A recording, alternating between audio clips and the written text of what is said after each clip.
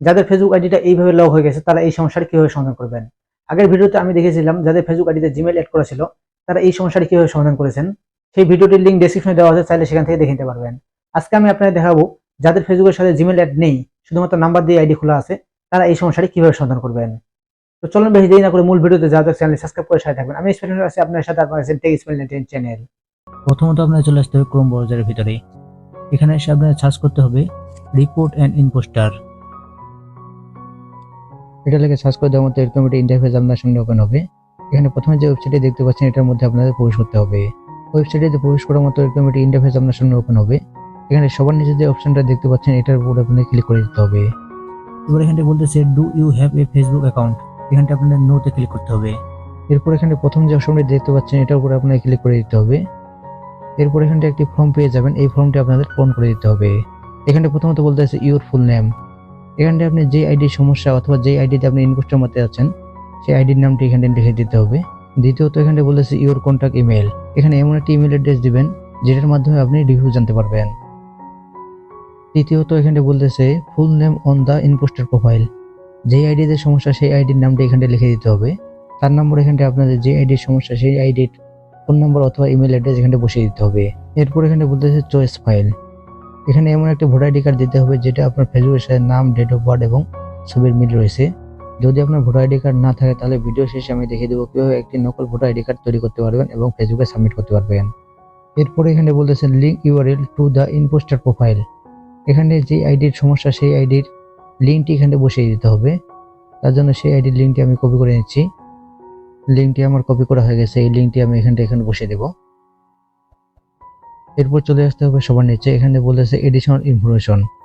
এখানটা আপনাদের বলতে হবে একজন ব্যক্তি আমার নামে একটি প্রোফাইল তৈরি করেছেন, আমি আমার প্রয়োজনীয় তথ্য দিচ্ছি, আপনারা চেক করুন এবং সেই আইডিটাকে নষ্ট করে দিন। এই এডিশনাল ইনফরমেশনটা আমি আগে লিখে রেখেছি, এটা আমি ডেসক্রিপশনে দিয়ে দেবো, আপনারা চাইলে সেখান থেকে আপনারা কপি করে নিতে পারেন। এটা আমি এখান থেকে পেস্ট করে দিচ্ছি। এরপর চাইলে দেখে নিতে পারেন সব ইনফরমেশন ঠিক আছে কিনা। সব ইনফরমেশন ঠিক থাকলে এখানে সেন্ডে ক্লিক করে দিতে হবে। সেন্ডে ক্লিক করার পর যদি এরকম দেখে তাহলে বুঝবেন যে আপনার রিপোর্টটি সঠিকভাবে সেন্ড হয়েছে। আপনার তথ্য যদি সঠিক থাকে তাহলে আপনার রিপোর্টটি অ্যাপ্রুভ হবে এবং এরকম একটি মেলের মাধ্যমে আপনাকে জানানো হবে। আর যদি অ্যাপ্রুভ না হয় তাহলে এরকম একটি মেলের মাধ্যমে আপনাকে রিজেক্ট করে দিবে। এখন একটি নকল ভোটার আইডি কার্ড কিভাবে তৈরি করবেন, এই ফাইলটি পেতে চাইলে এই ভিডিওতে 4টি কোড ব্যবহার করা হয়েছে, সেই কোডটি আপনাদের সংগ্রহ করতে হবে। যেন কম সময় লাগে তার জন্য আমি বাকি অর্ধেকটা আগে থেকে ঠিক করে রেখেছি। এখন বাকি অর্ধেকটা আপনার সঙ্গে ঠিক করব। এখানটা আমি মাতার নাম দিয়ে দিচ্ছি। বাংলা লেখার ক্ষেত্রে আপনাকে ফন্ট হিসেবে ব্যবহার করতে হবে সুতুনি এমজি। দেখতে পাচ্ছেন সুতুনি এমজি, এই ফন্টটি আপনি ব্যবহার করবেন। এবং ইংরেজি লেখার ক্ষেত্রে আপনাকে ব্যবহার করতে হবে রোবট রেগুলার। এরপর আমি দেবো এখানে ডেট অফ বার্থ, তার জন্য প্লাসে ক্লিক করেছি, তারপর এডিটে ক্লিক করে দিতে হবে। এরপর আমি এখানে ডেট অফ বার্থ লিখে দেবো। ডেট অফ বার্থের ক্ষেত্রে যে মাসটা হবে এখানে প্রথম অক্ষরটি হবে বড় হাতের।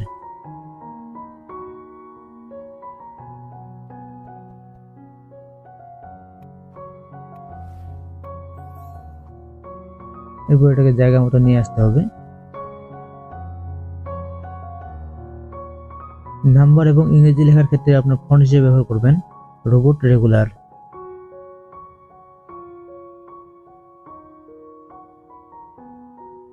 এবং এটা কালার হিসেবে ব্যবহার করতে হবে রেড কালার। এরপর এটাকে সাইজ মতো বসিয়ে নিতে হবে। এবার এটাকে সাইজ মতো করে নিতে হবে এবং জায়গা মতো বসিয়ে দিতে হবে। এরপর আপনাকে দিতে হবে আইডি নং।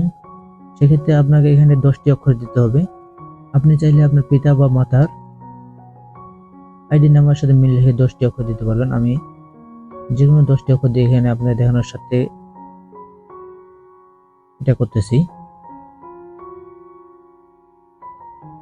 আইডি লেখা হয়ে গেলে এখান থেকে নিচে নিয়ে আসতে হবে। এরপর এটার কালার দিতে হবে রেড কালার এবং এটার ফন্ট হিসেবে ব্যবহার করতে হবে রোবট রেগুলার। ইংরেজি এবং নাম্বারের ক্ষেত্রে রোবট রেগুলার ফন্টটি ব্যবহার করতে হবে। এরপর এটাকে মাপ মতো এবং সাইজ মতো বসিয়ে দিতে হবে। এটা মাপ মতো হয়ে গেলে এখানে ক্লিক করে এটাকে জুম করে নিতে হবে যতটা সম্ভব। এরপর এখানে একটা আপনার স্বাক্ষর দিতে হবে, তার জন্য এখানে ক্লিক করে দিতে হবে এবং এখানে ড্রতে ক্লিক করতে হবে। এরপর এটা কালার হিসেবে চয়েস করতে হবে কালো কালার এবং সাইজ হিসেবে চয়েস করতে হবে 3 নম্বর সাইজ। এরপর এখানটায় আপনার সিগনেচার দিয়ে দিবেন।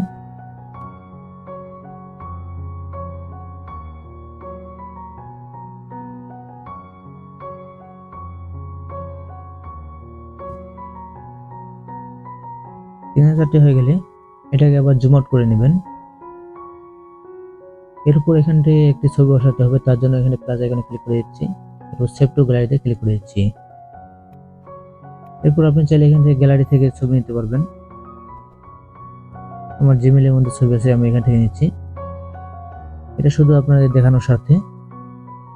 কিভাবে একটি ছবির ব্যাকগ্রাউন্ড রিমুভ করবেন সেই ভিডিওটির লিংক ডেসক্রিপশনে দেওয়া আছে, চাইলে সেখান থেকে দেখে নিতে পারেন।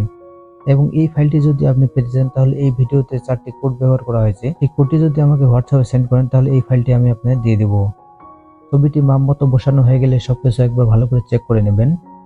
সবকিছু ঠিক থাকলে এখানে ক্লিক করে দিবেন। এরপর সেভ এজ ইমেজ। এরপর এখানে যে এরো চিহ্নটা দেখতে পাচ্ছেন এটার উপরে ক্লিক করে দিয়ে আলট্রা করে দিবেন। এরপর সেভ টু গ্যালারিতে ক্লিক করে দিলে আপনার গ্যালারিতে ভোটার আইডি কার্ডটি সেভ হয়ে যাবে। ভিডিওটি ভালো লাগলে অবশ্যই ভিডিওটিতে লাইক দিয়ে চ্যানেল সাবস্ক্রাইব করে রাখবেন। আর যারা ফেসবুক থেকে দেখতেছেন পেজটি ফলো দিয়ে রাখবেন। ধন্যবাদ।